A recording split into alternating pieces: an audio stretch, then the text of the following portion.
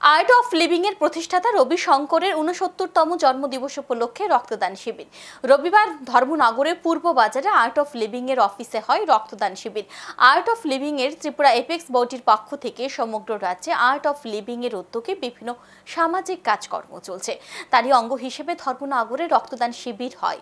রক্তদান শিবিরে ধর্মনগর জেলা হাসপাতালের ব্লাড ব্যাংকের চিকিৎসক এবং কর্মী ছাড়াও উপস্থিত ছিলেন ভলান্টারি ব্লাড ডোনার্স অ্যাসোসিয়েশনের সদস্যরা।